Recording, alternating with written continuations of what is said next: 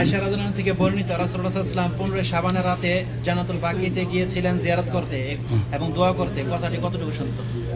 নবী করিম সাল্লাল্লাহু আলাইহি সাল্লাম বাকিতে রাত্রে মাঝে মাঝেই যেতেন। 15 শাবানে এমন কোনো প্রমাণিত নাই, কিন্তু মাঝে মাঝে নবী সাল্লাল্লাহু আলাইহি সাল্লাম, বিশেষ করে শেষ জামানায়, জিন্দেগির শেষ জামানায় যখন মৃত্যুর সময় ঘনিয়ে আসে, নবী সাল্লাল্লাহু আলাইহি সাল্লাম প্রায় রাত্রিগুলিতে বাকিতে যেতেন আর মুমিন মুমিনাতদের জন্য ইস্তিগফার করতেন, আল্লাহর কাছে মাগফিরাতের দোয়া করতেন। এই সুন্নতি যদি পালন করতে হয় তো মাঝে মাঝে আপনি যান, যেখানে থাকেন, কবরস্থান কাছে থাকলে রাত্রে উঠে যান, আল্লাহর কাছে দোয়া করেন গিয়ে ওদের জন্য, মৃতদের জন্য। এটি হচ্ছে সুন্নত। কিন্তু 15 শাবানে তারপরে আপনারা কি গিয়ে ওখানে শুধু দোয়াই করেন?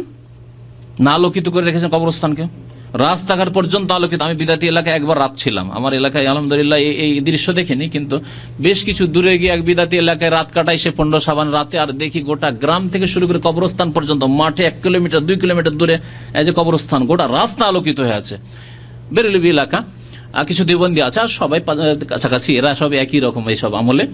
তো জিজ্ঞাসা করলাম যেখানে রাত থাকলাম ওদেরকে যে কি ব্যাপার আজকে, মানে প্রথম দৃশ্য আমি দেখছি, অনেকদিন আগের কথা, প্রায় 1980-র কথা বলছি, 1980-র ঘটনা। তো কি ব্যাপার এরকম কেন? বলছে যে আজকে শবে বরাত। বলছে জানো না? আমার এক চাচাতো ভাই বলছে জানো না শবে বরাত এখানে, শবে বরাত এখানে খুব ধুমধাম পালন হয়। এই হলো শবে বরাত।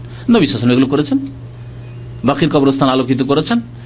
তারপরে শুধু 15 শাবানে গিয়েছেন না, নবী সাল্লাল্লাহু আলাইহি ওয়াসাল্লাম যে কোনো সময় মাঝে মাঝে যেতেন মুমিন মুমিনাতদের জন্য, আল্লাহর কাছে ইস্তিগফার করার জন্য, মার্জনা কামনার জন্য। ওয়াস্তাগফির লিযামবিকা ওয়ালিল মুমিনিন, আল্লাহ কোরআনে বলছেন হে নবী আপনি নিজের জন্য গুনার মার্জনা কামনা করুন এবং মুমিনদের জন্য মার্জনা কামনা করুন। এই আয়াতগুলির উপর আমল করার জন্য নবী সাল্লাল্লাহু আলাইহি ওয়াসাল্লাম যেতেন। জি।